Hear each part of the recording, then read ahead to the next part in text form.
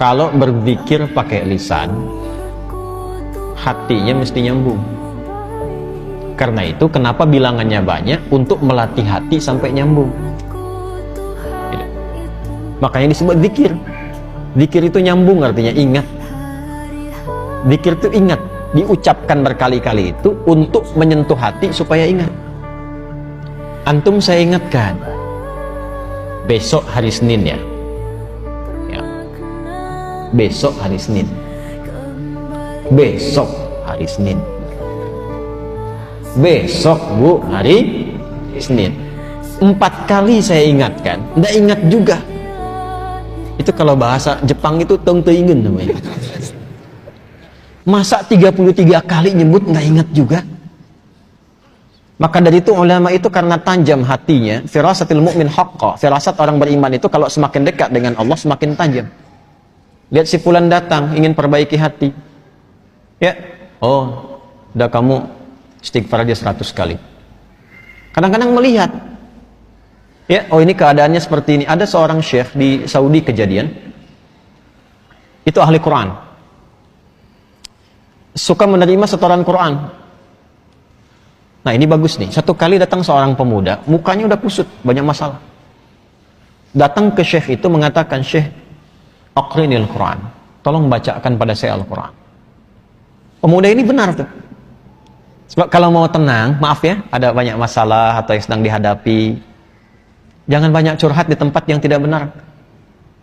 Ya, media sosial itu tempat yang tidak benar untuk curhat. Allah sudah berikan medianya, ruangnya ada, masjid, datang ke masjid. Antum baru masuk aja, sebagian ketenangan sudah hadir. Wudu, atau buka mushaf, ya, curhatkan kepada Allah. Innama ashku bathi wa huzni ilallah. Di surat Yusuf kan demikian. Anak ini datang ke masjid, udah benar, datang ke syekhnya, "Teh, tolong bacakan Al-Quran kepada saya, ingin tenang."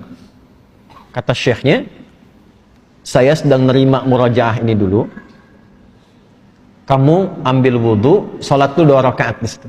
Nanti setelah selesai saya bacakan kepada kamu Al-Quran." Ini kisah nyata. Dan dia ikut. Makanya kalau guru katakan, ikut saja sepanjang guru itu thiqah. Jangan banyak tanya. Kalau gurunya thiqah, sanad ilmunya tersambung pada Rasulullah, udah sami'na wa ata'na, bukan sami'na wa nanyaina.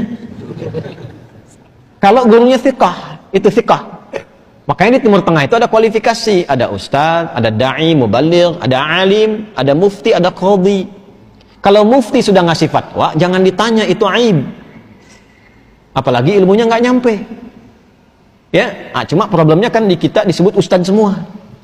Sehingga sulit bedakan mana yang thiqah, mana yang tidak thiqah. Tapi kan kelihatan dari kapabilitasnya, latar belakangnya macam-macam. Kalau ada orang thiqah, ikuti. Itu diikuti wudhu beliau, langsung ke bagian terdepan sholat, saf depan. Nah, si guru ini ketika melihat itu, sengaja agak dilamakan tuh yang merajaah, tambah lagi sampai 30 menit.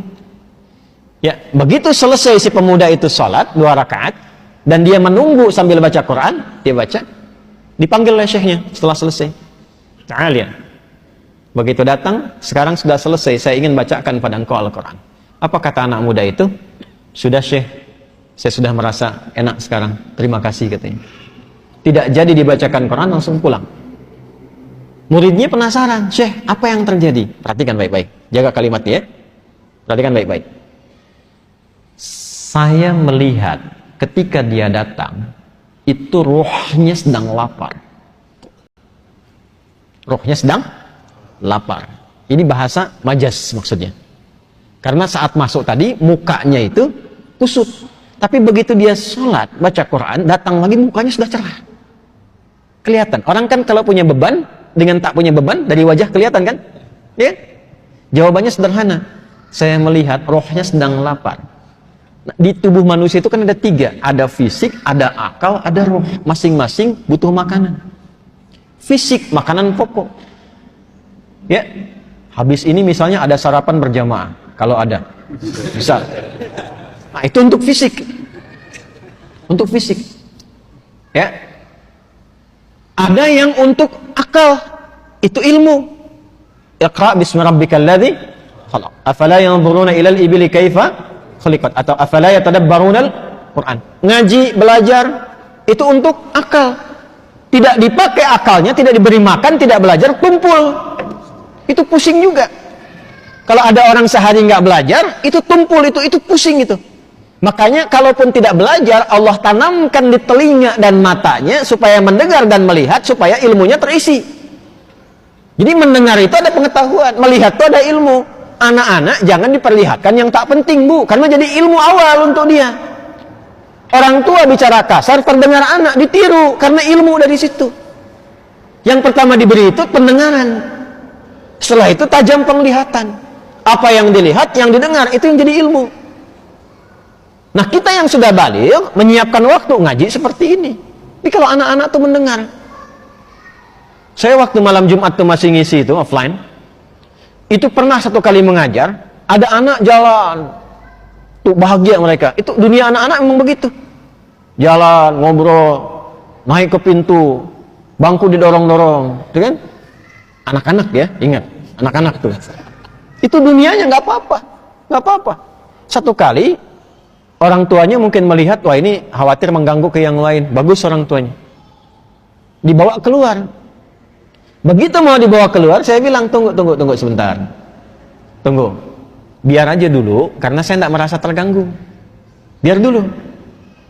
Boleh jadi, orang tua yang menyimak pun, maaf, yang ditangkap tidak lebih banyak daripada anak itu yang kelihatan bermain. Saya tanya anaknya, dia mampu mengulang apa yang saya sampaikan. Yang bapaknya belum tentu bisa. Dari situ masuk ya tuh. Ilmu masuk dari situ. Nah, seperti halnya fisik butuh makanan, akal butuh makanan, ini roh pun butuh makanan. Karena roh itu sumbernya dari Allah, hanya Allah yang tahu. Allah yang siapkan menunya. Kalau akal sekarang bebas milih, karena universal, Allah tebarkan umum. Makanya jangankan yang muslim, yang non-muslim pun bisa belajar, bisa pintar juga. Makanan universal. Jangankan yang beriman, yang tak beriman pun makan juga secara fisik. Tapi roh ini nggak bisa dicari.